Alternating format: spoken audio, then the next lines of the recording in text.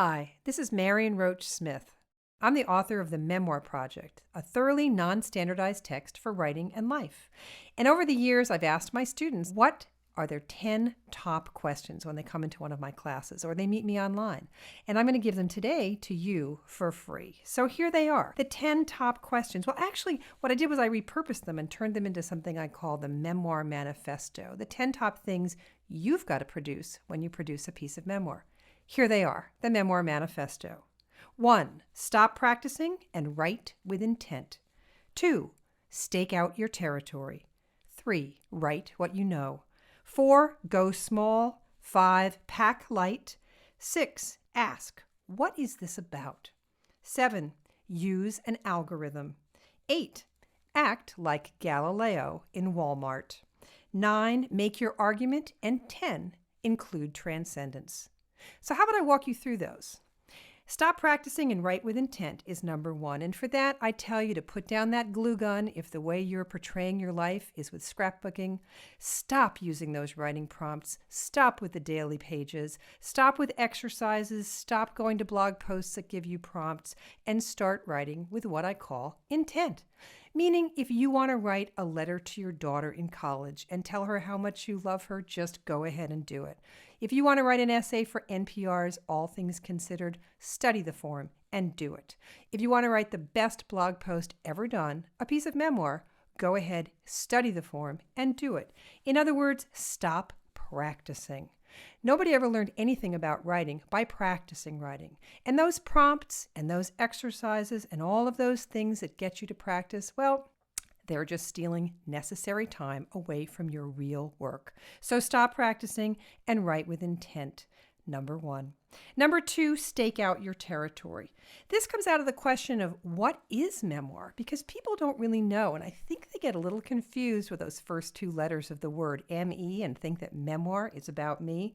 Memoir is actually about territory, and you have to stake out yours because you have it.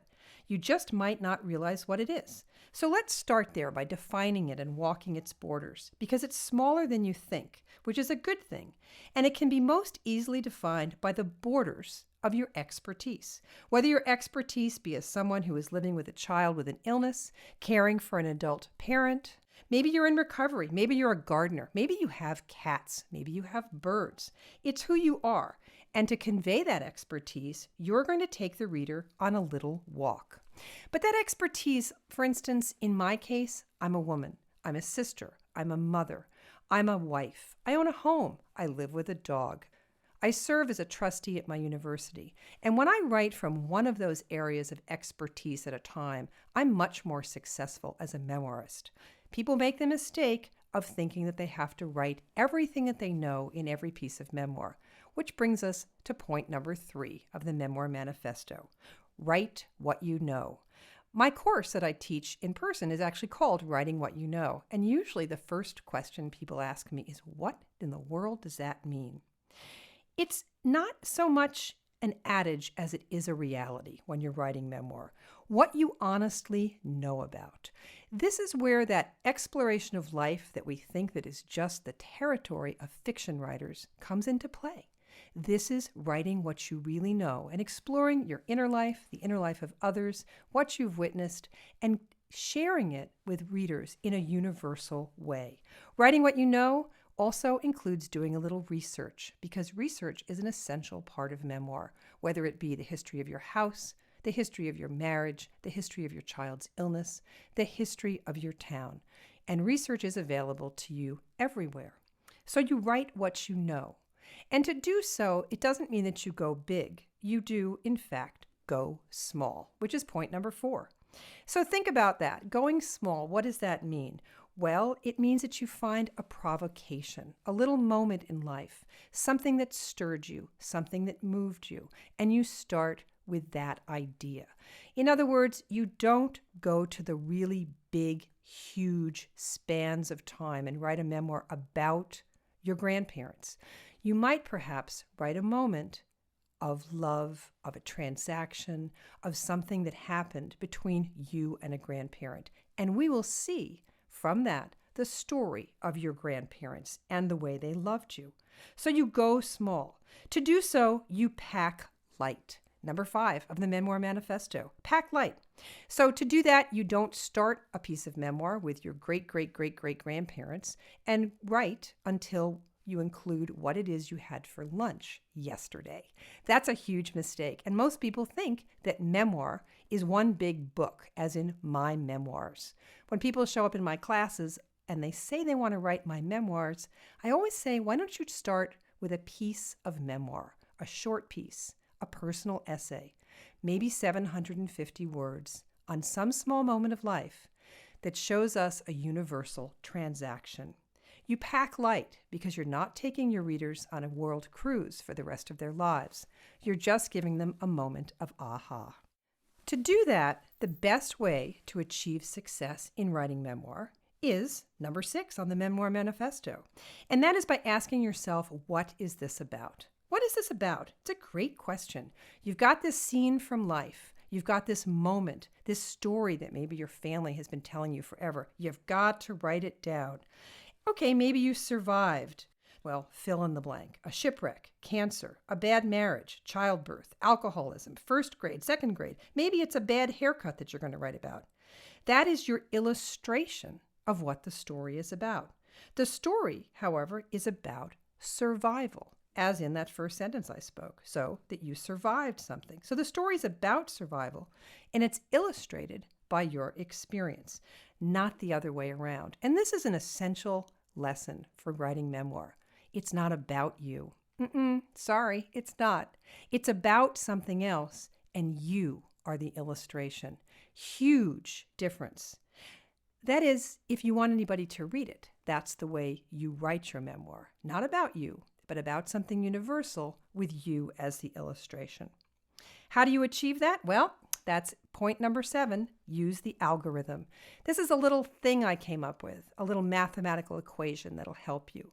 And here it is. It's about X, as illustrated by Y, to be told in a Z. It's about X, as illustrated by Y, to be told in a Z. It's about survival, as illustrated by how I survived my mother's Alzheimer's disease, to be told in a book, which would, in fact, be the topic, the subject, and what is this about of my first book, entitled Another Name for Madness, published by Houghton Mifflin in the 1980s. What is this about? It's about mercy, as illustrated by an experience you had with your sister, to be told in a blog post. It's about love, to be illustrated in a story of your cat and you and your relationship, to be told in a book. And every time I use that one, people say, oh, that's not good. And I say, how many copies of Marley and Me were sold internationally? Because that's a book about how dogs can do for people what people can't do for themselves, right? But it's by a guy who had a dog, who was a very bad dog, but it's about something more than Marley. So use that little algorithm. I give it to you here as a gift. So how do you do that, though? How do you figure out how you're going to illustrate one of those big universal moments in life? Well, that brings us to point number 8. Act like Galileo. You remember Galileo. He's the one who taught us that the sun is the center of the universe, very much unlike the church of the time, who believed that the earth is the center of the universe. And Galileo had to prove this. He did it so by writing about it after looking through a telescope. So let's pretend that poor old Galileo wants to prove to us that the center of the universe is the sun. And he only needs one little piece of his telescope to finish that telescope so we can look through that telescope and see the universe the way he does. That's exactly your assignment when you write memoir. You want me to come and look at the world the way you do, at the universe the way you do. So he's got to go get this piece for his telescope, and he's got to go into Walmart, which means he's got to ignore all the lawn chairs and all the Christmas time icicle lights and all this stuff in there, and just get this one thing and come out, go home and perfect his telescope, and then prove to us that the universe is centered around the sun. That's your subconscious, that Walmart, that big thing you step into every time you try to write a story. And every other little story that is attached to it comes screaming at you. You have to act like Galileo in Walmart and only go in, get what you need, and come back out. It's a big assignment, but it's essential to your success. And how will you know when you have succeeded as a memoir writer? Well, point number 9, make your argument. Every piece of nonfiction is an argument. Even if your argument is, life is better if you live with a dog. That's an argument. Life is better if you garden. That's an argument. Life can be lived well with another human being. You finish the sentence, whether that human being be a husband, a wife, a partner, a child. Make your argument. What is your argument?